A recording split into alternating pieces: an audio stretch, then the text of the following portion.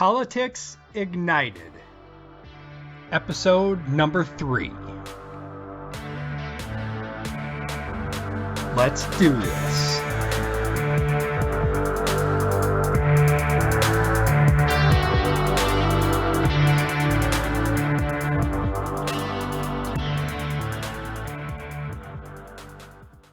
This is Politics Ignited, where we're joined by exciting liberty-minded political activists from around the world, giving you the Ignite Nation direct insight into how they got involved in liberty, what they are doing now to fan the flames, and what you can do to light the fires of liberty. And now, your host, Todd Welch. Okay, so on this week's episode of Politics Ignited, we're talking with Bill Irwin. He's a chair of philosophy over at King's College in Pennsylvania, and he has an exciting new book called Free Dakota, which we will discuss and get into many other great liberty topics. So let's get ready and jump right into the podcast. I'm here with William Irwin. He's a Ph.D. and a Herve A. LeBlanc Distinguished Service Professor and Chair of Philosophy at King's College. And you've wrote several books here, which sound very interesting. Your latest is Free Dakota, which just came out here, or is coming out here recently, correct, Bill? It's out and available now on Amazon, Todd. It is. All right. Excellent. And then in the past, looks like you've also wrote some very interesting books. The Free Market Existentialist. You got it. All right. Perfect. And then from there, you've got some really interesting topic ones like The Simpsons and Philosophy, The Matrix and Philosophy.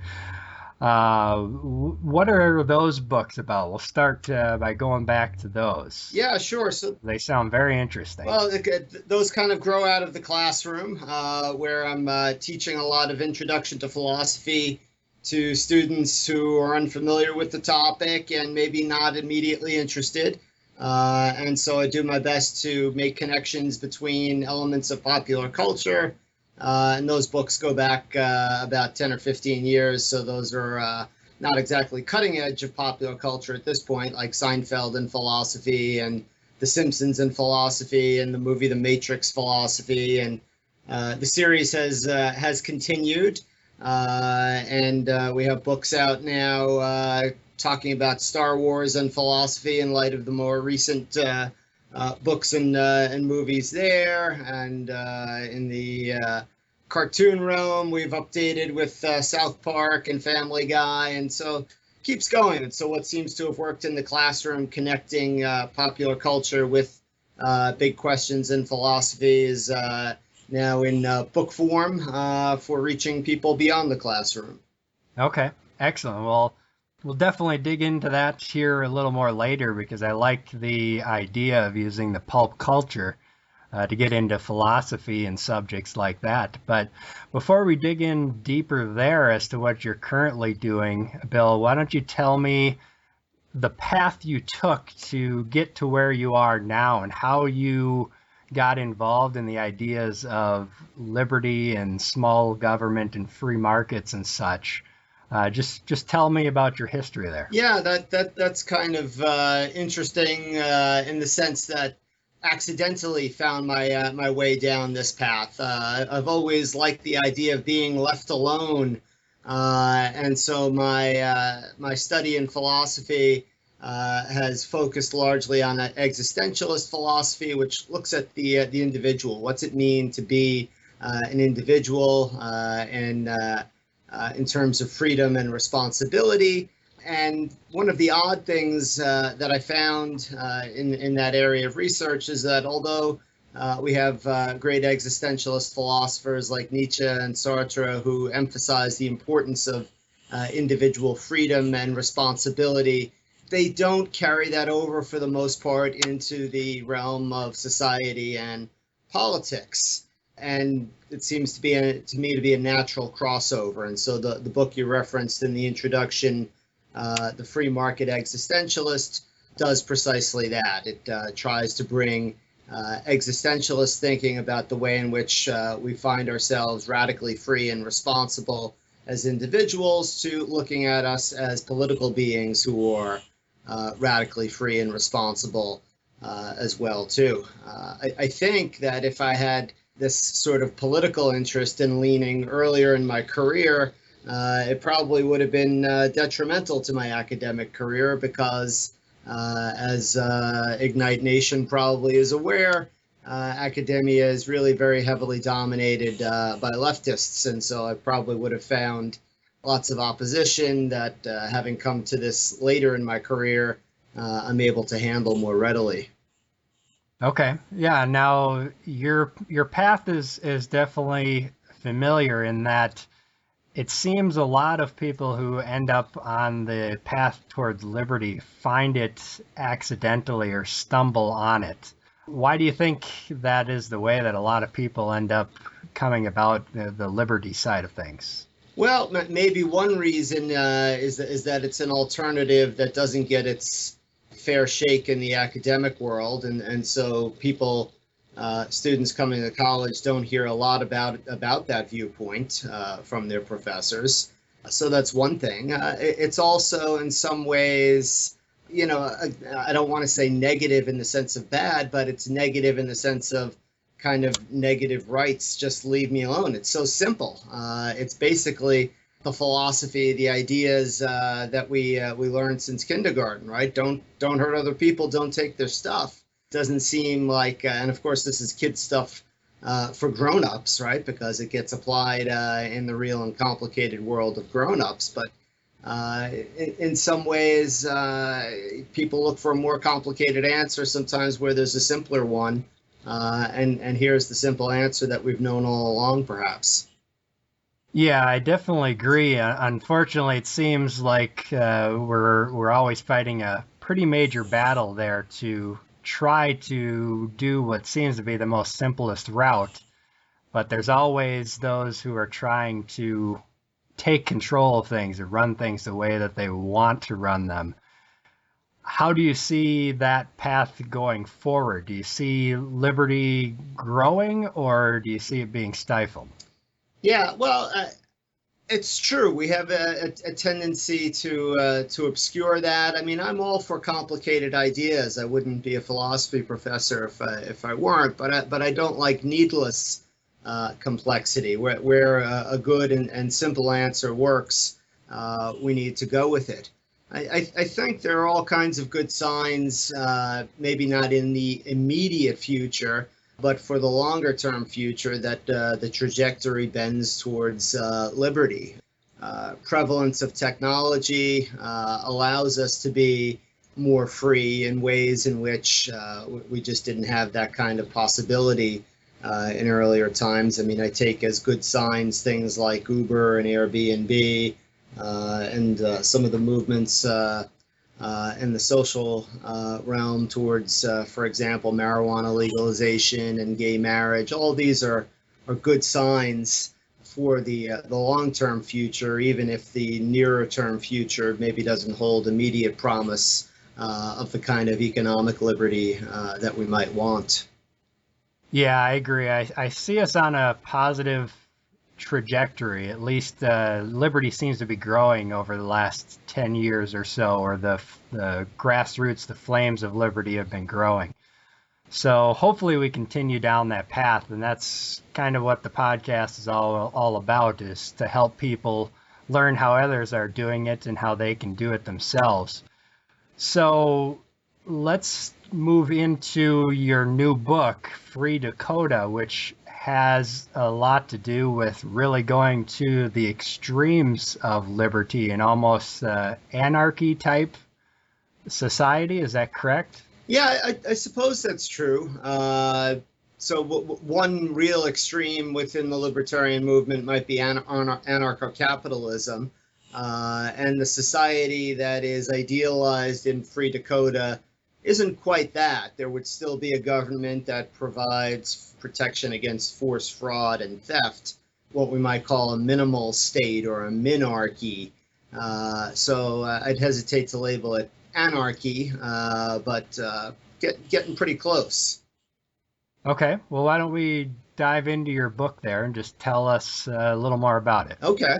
So basically, it asks the question. I mean, it's a fictional story, right, about a novelist who's stopped writing novels and began almost accidentally blogging about liberty issues when he is prohibited from buying a soda in the 32-ounce container that he'd like to buy it in, and then falls in with an odd bunch known as the Second Vermont Republic.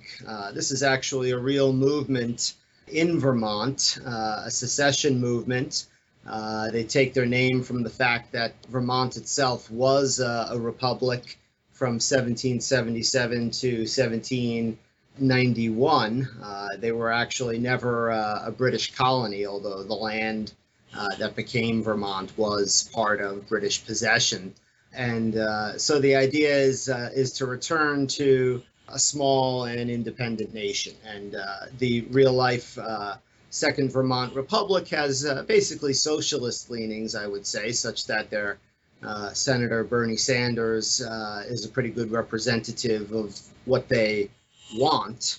So finding this Second Vermont Republic not to his liking, the protagonist, Don Jenkins, gets in touch with the secessionist movement in North Dakota, headed by a guy who owns a diner in Axton, North Dakota, a guy named Mackey. Fans of Ayn Rand and Atlas Shrugged will recognize the name Axton from the philosophy professor Hugh Axton in Atlas Shrugged. So there are a number of allusions to Ayn Rand and Atlas Shrugged in the book. And Mackey has the idea that if enough people move to North Dakota, they can have the majority so that they can vote for secession there. As it turns out, there are only about 700,000 people living in North Dakota and about 500,000 eligible voters. So they're looking to recruit 500,000 people to move to North Dakota, a bit of a pipe dream, but the main character, Don Jenkins, gets involved in this movement and continues his blogging, and lots of philosophical discussions about the nature of liberty and freedom ensue, lots of them taking place in Mackey's Diner. And hopefully the book does a fair job of representing both sides, pro-liberty and big government, in contrasting sequences in the book, so that the reader doesn't feel too preached to and can make up his or her own mind about where they fall out in terms of these questions.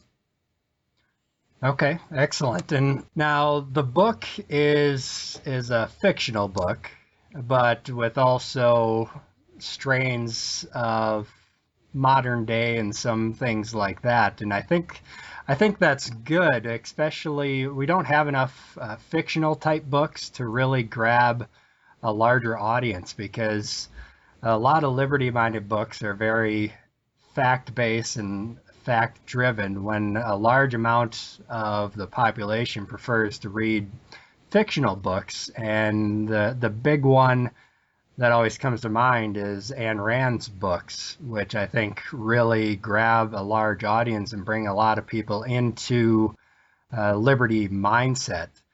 Was that kind of the idea behind Free Dakota, or what made you decide to write a fictional book aside from a nonfiction? Yeah, absolutely. Yeah, you know, the knock on Ayn Rand goes that she's for kind of precocious teenagers or something like that. But myself, I didn't read Ayn Rand until I was in my mid-30s. You know, it just was not on my radar. I wish somebody had put her on my radar earlier. I think her technical philosophy, which she did after writing the novels, is not particularly good by academic philosophy standards, but the novels, particularly Atlas Shrugged and The Fountainhead, are compelling. And, you know, maybe nothing has done as much for liberty as Atlas Shrugged. So That's sort of my idea and inspiration, is to take liberty ideas as she did and tell hopefully a compelling story using them to reach a broader audience. One of the great things, but also one of the drawbacks of Atlas Shrugged, is that it's about 1,000 pages long, and it's intimidating for people to pick it up. Free Dakota runs 200 pages, so I think its brevity is hopefully a virtue in this case, and if readers like it well enough, it could be the first in a series of books exploring what happens with this movement that's described in the novel. And I should mention, just as the Second Vermont Republic is a real secession movement in Vermont, the other idea that's at play in the book, that you could move enough people to a particular state so that you make an impact in that state, is, as some igniters will know, an idea that the Free State Project has put into play. A Free State Project being a movement right next door to Vermont in New Hampshire, where their goal is to get people to move to New Hampshire to change local laws. And they've got 20,000 people at least pledged to do that within the next 5 years. So Free Dakota takes that idea up a notch and combines the two, so that they're trying to move 500,000 people to North Dakota, and not with just the idea of changing local laws, but of doing what they want to do next door to New Hampshire in Vermont, and actually secede and start things over. The idea being that, well, maybe we have irreconcilable differences here. The federalism that the founders envisioned just isn't in place. The states don't have the ability to exercise their own rights in governing themselves the way it was envisioned, and maybe some smaller experiments in democracy are called for. So that's basically the idea there. Okay, now, do you think in today's United States that's the way we have to go to get towards liberty, go down the secession route, or do you think there is another way where we can actually move towards liberty? Well, it would really be unfortunate if that were the case. Part of the difficulty with the secession is doing it peacefully. It's possible to do that. There are secession movements worldwide. It's quite possible that Scotland will secede from the United Kingdom, and if they do so, they'll do it peacefully.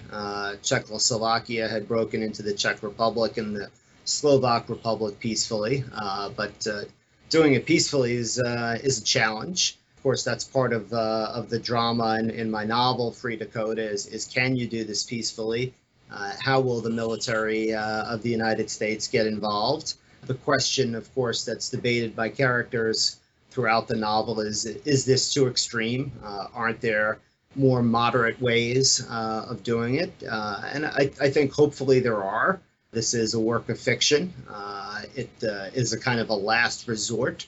Just as in a marriage, you want to try to make things work at all possible costs before you go to the ultimate decision of divorce. So too, the United States should try to make all things work before going the route of individual states seceding. But just as divorce has to be an option in a marriage, even if it's one that hopefully no one takes and isn't even seriously considered, so too secession at least has to be recognized as a legitimate option. And I believe it is a legitimate option. I don't think the 14th Amendment, as some claim, prohibits secession, and it's really never been seriously challenged in the legal context.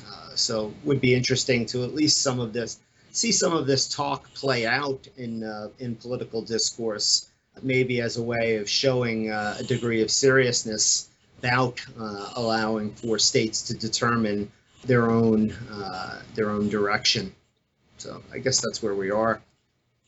Yeah, I agree, and rather interestingly, we've been seeing it play out a little bit here, as you mentioned with the Free State Project, and Then there was talk about secession in Texas a little bit. I think it was in Colorado, I believe, where they actually had a vote on, it was on the ballot for some counties to cede from Colorado.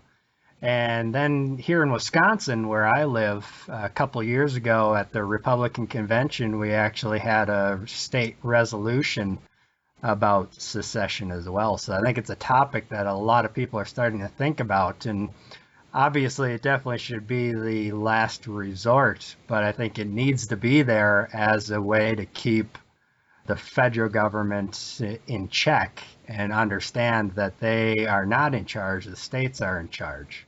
Yeah, no, that's pretty well how I see it. Yeah, and you're right. So there are states that want to break up into other states. As you mentioned, Colorado had that actually on the ballot. There's lots of talk in California about splitting California up into multiple states. And Texas has a pretty vibrant secession movement to simply separate from the United States. I don't think that has any kind of practical chance of occurring anytime soon, but I think it needs to be part of the dialogue, part of the conversation, and a card that's kept on the table to show a degree of seriousness. And who knows?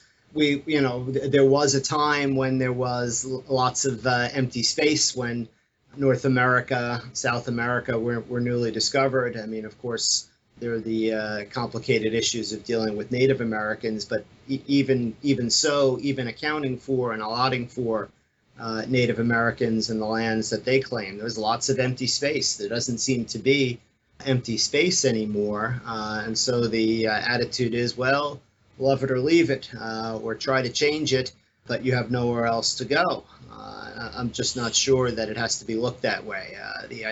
The days well into the science fiction future when we can colonize another planet or seastead in some sort of effective way, they just aren't here. And to tell people to love it or leave it, like it or lump it where they are, I'm just not sure is fair. I definitely agree with that. Now let's talk a little bit more about your pop culture genre of books that you have, which are rather interesting. Do you have new ones of those coming out? Yeah, so it has developed into an ongoing series, and the format for all of the books is that they have multiple authors and a single editor collecting the works, right? So, for example, to take a movie, a lot of members of Ignite Nation will know The Matrix raises all kinds of philosophical issues, and not just political ones, right? Questions about the nature of reality, the nature of knowledge, the nature of ethics, right? Whether one should take the blue pill or the red pill and return to reality, etc. So we have in each book typically 15 or 20 chapters, each written by a different philosophy professor, each from a different point of view. So I would hope the books would be of interest to igniters, but you shouldn't expect all of the chapters in any particular book to have, for example, a liberty slant. They are meant to be representative of diverse philosophical perspectives, including diverse political perspectives. And so, yeah, we continue to put out new books on some newer and some older topics. So, for example, we have, I mentioned books newly out on Star Trek and Star Wars, a book recently out that political junkies may find of more interest on House of Cards and philosophy. We have a book coming out on Lego and some of the fascinating issues that both building with Lego and the kind of Lego products and Lego movies raise, and just continues to grow. And it's been a real pleasure and source of satisfaction for me to help spread interest in philosophy through pop culture. And I've always wanted to write my own work of fiction, and I've finally done this with Free Dakota. And Free Dakota sort of builds into it the idea of spreading philosophy, and in particular ideas about political philosophy and liberty as part of it. So hopefully we'll have some success in spreading those ideas in this way. Yeah, I definitely think it's a good idea because philosophy, definitely when you first look at it, it seems to be a very serious topic. So mixing it with pop culture like Seinfeld, The Simpsons, Metallica, and things like that is going to grab a wider audience and bring them into what seems to be to a lot of people a very serious topic and could be rather daunting to get into and open it up to a wider audience. Yeah, well, philosophy needs stories, right? If we simply get stuck with theories and facts, that can excite a certain person who's already interested in philosophy. But part of the idea with the books in the pop culture and philosophy series is to tie it to stories, whether it be stories in movies or television that people are already interested in and already thinking pretty seriously about. I'm always impressed with the degree of seriousness and sophistication that people can discuss their favorite movies and television shows. And so you have something that has a story. I mean, the movie The Matrix did more for getting people interested in questions about the nature of reality and our knowledge of it than Descartes, Plato has done, at least recently. So kudos to the filmmakers in that way. And as you and I have noted in our discussion already, Ayn Rand, more so than political philosophers, academic philosophers, newspaper columnists, has done a great service to the liberty movement by giving us stories that dramatize the importance of liberty. And so I'm just trying to be a part of that continuing enterprise.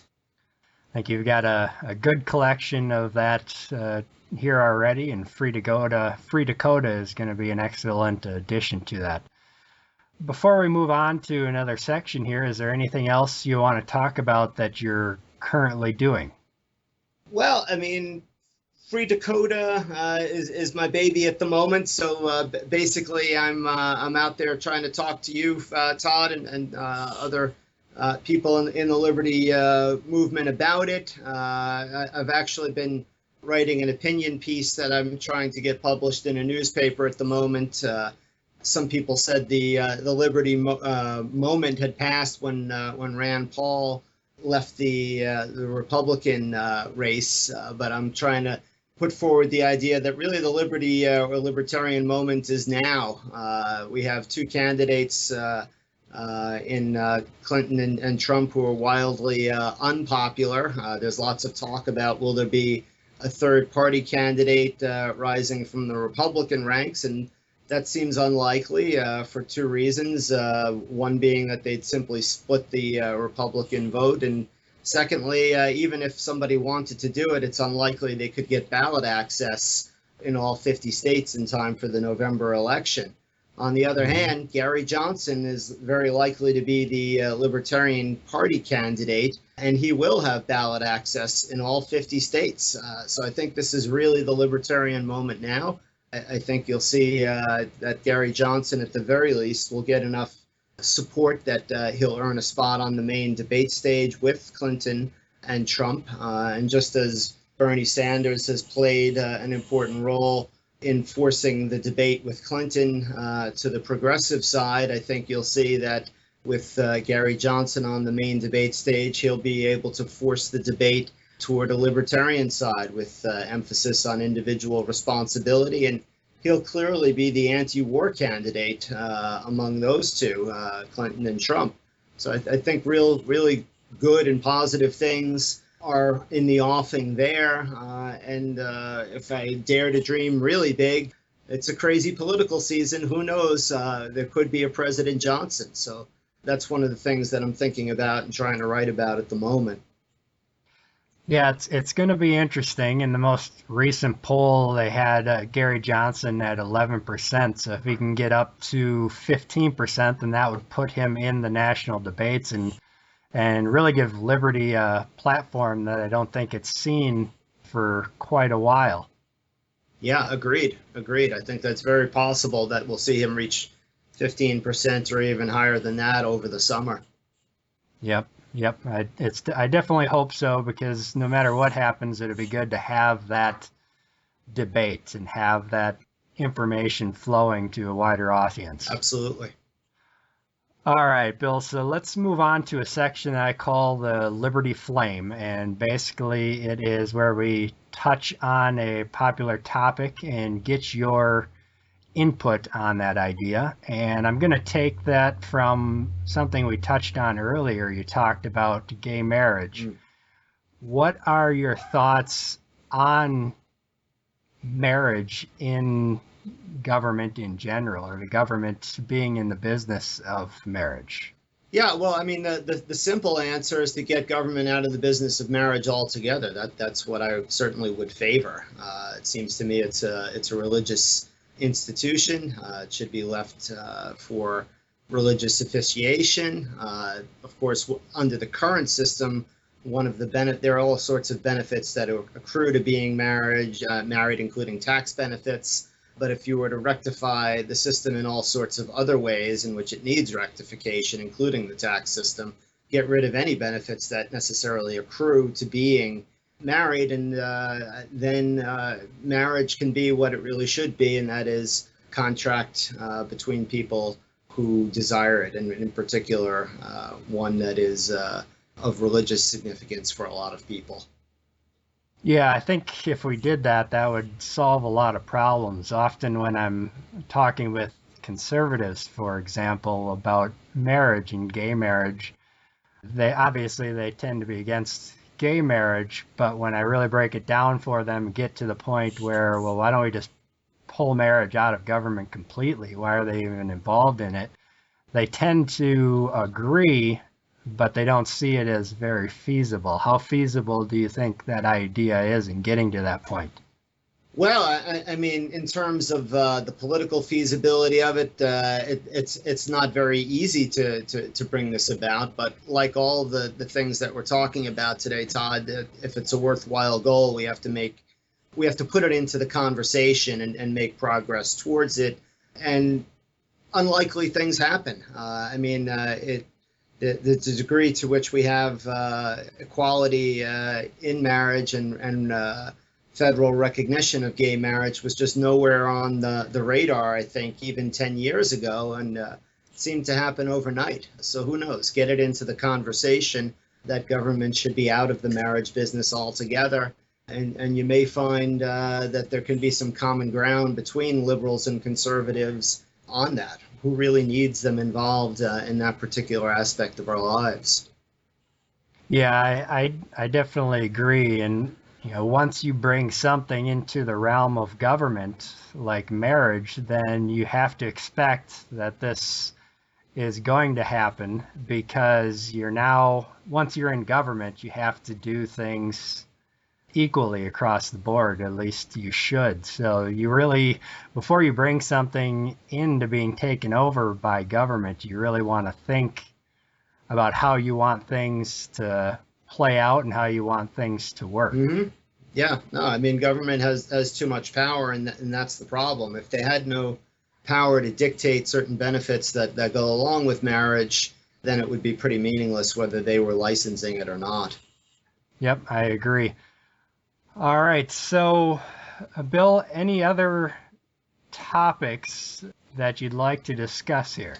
No, I just would like to thank you for the opportunity to speak about all of these topics, and in particular to give some publicity to my new book, Free Dakota.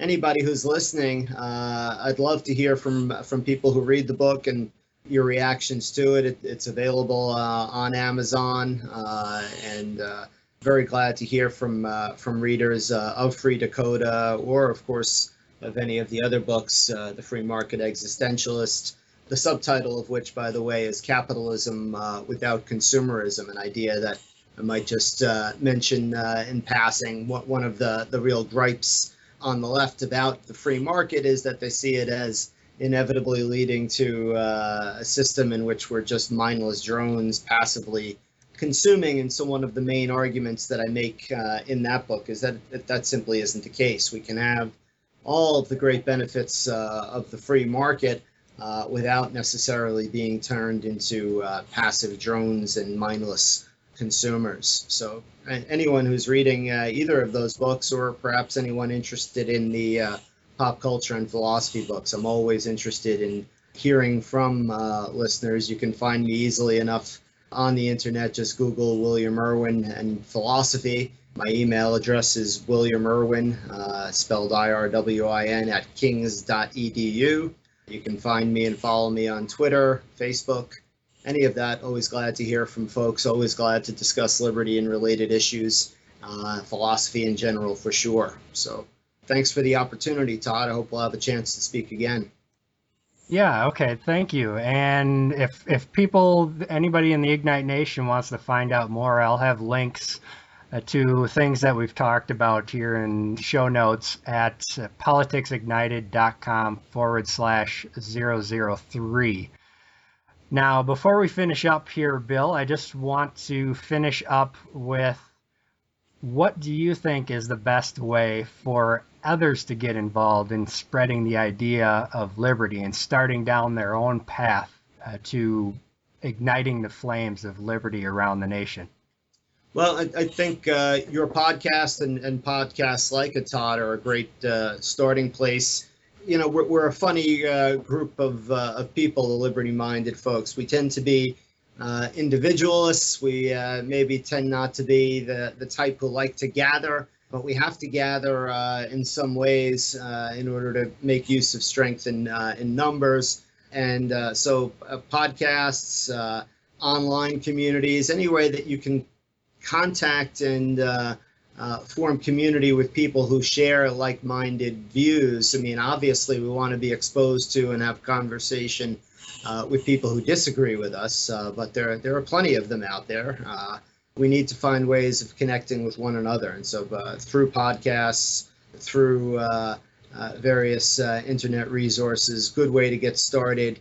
And, you know, depending on where people live, large enough communities, finding supportive liberty groups, and perhaps even the Libertarian Party as a way of getting involved in your own area. Yeah, so essentially network and keep spreading out and growing our groups and spreading how liberty works, what it is, and getting in the minds of more people. Yeah, I think that's it. I think we all need to be careful, too, about the tone that we take. It's easy to become frustrated when you're an advocate for liberty, because you run into so many people who disagree and people who may not have read as much or as widely on the topic as we have. But we need to be careful in our tones so that we don't strike people as just a really kind of self-righteous or disagreeable lot. There's always something to be learned from people who disagree with us. Yep, absolutely. Well, Bill, I appreciate you coming on Politics Ignited and talking with the Ignite Nation and just giving us your ideas on how we can further light the flames of liberty around the country and around the world. So again, thank you very much, and you have a great day. Thanks, Todd. Keep fanning the flames of liberty. Yes. Will do. You too. Okay. Okay, another exciting podcast in the books this week with Bill Irwin talking about his new book, Free Dakota, bringing up the ideas of secession and how that would play out. So that'll wrap up this podcast, and a big shout out to all my listeners out there in Ignite Nation. Keep lighting the flames of liberty around the world.